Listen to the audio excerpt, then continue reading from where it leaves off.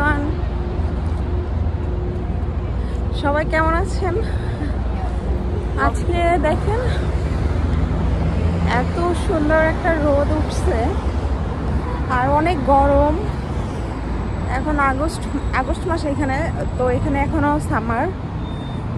September October থেকে আর কি ঠান্ডা পড়বে, হয়তো বা সেপ্টেম্বরেও গরম থাকবে। প্রচুর রোদ। অনেক দিন যাবত চ্যানেলে আমি কোনো ভিডিও দিচ্ছি না। অনেকে হয়তো বা চিন্তা করতেছেন যে কি হইলো আপুর, বা আপু কেন ভিডিও দিতেছে না, অথবা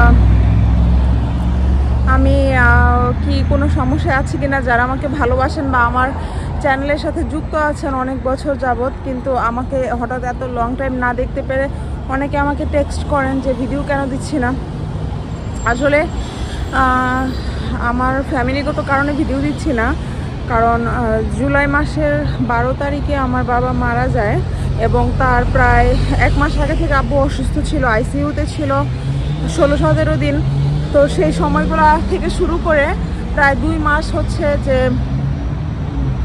আমি মানসিকভাবে আসলে আমি যেতে পারি নাই। আমি রাশিয়াতে আর বাংলাদেশে যেতে পারিনি, আব্বুকে দেখতে পারিনি। আমার এখানে অনেক কাজের জন্য, কারণ হঠাৎ করে আসলে চাইলেও বিদেশ থেকে বাংলাদেশ যাওয়া যায় না। আমাদের সবার লাইফে কিছু বাধ্যবাধকতা থাকে। এখানে আমার নিজস্ব পার্সোনাল কাজ থাকে, তারপর আমার বাচ্চা আছে, তাদের মানে সব কিছু গুছিয়ে যাওয়াটা আসলে আমার জন্য সম্ভব হয়নি। আর সেই জন্য আসলে আমি হয়তোবা যাব বাংলাদেশে সুন, সেটার জন্য প্রিপারেশন নিচ্ছি ইনশাল্লাহ। কিন্তু বাবার জন্য আসলে আমি মানসিক স্টেবিলিটিটা আসলে ফিরিয়ে আনা এবং আগের পর্যায়ে যাওয়া, ভিডিও করা আমার জন্য অনেক কঠিন। এই জন্য ভিডিও করতে পারিনি। এবং আসলে আমি কি খাচ্ছি, কি পড়ছি, আমি কি করছি, আমি অ্যাকচুয়ালি অনেক শক্ত। আমি অনেক বছর বিদেশে থাকি, ওই হিসেবে আমি অনেক স্ট্রং থাকার চেষ্টা করি। কিন্তু এই ব্যাপারটা এতটাই হৃদয়ের মানে গভীর ক্ষত তৈরি করে, মানুষ চাইলেও এত তাড়াতাড়ি স্টেবল হতে পারে না। সেটা যার সাথে হয়েছে একমাত্র তারাই জানে। আর আমার আবার হঠাৎ মৃত্যু হয়েছে, এবং এই হঠাৎ অসুস্থ হয়ে যাওয়া, চলে যাওয়া, এগুলো আমার জন্য মেনে নেওয়া অনেক কঠিন ছিল। কারণ এত বছর পর আমি দেশে যাব, আমি ভাবতাম যে আমি আমার বাবাকে যে যাবো দেখবো, বা আব্বুকে এত বছর পর দেখবো। আমার মাত্র গ্র্যাজুয়েশনটা কমপ্লিট হলো, আমার অনেক ফুল প্ল্যান ছিল গ্র্যাজুয়েশন করার পর। আব্বুকে বলছিও, আব্বু যেদিন আমার সাথে শেষ কথা বলে ওই দিন আব্বু সুস্থ ছিল। তো আব্বুকে বলছি, আব্বু আমার তো এখন আমি সুন বাংলাদেশে আসবো। আব্বু বারবার বলতো যে তোমাকে দেখা হলো না, তোমার বাচ্চাদেরকে দেখলাম না। আব্বু রাশিয়াতেও আসতে চাইছিল, অসুস্থতার কারণে আব্বু রাশিয়া আসতে পারেনি।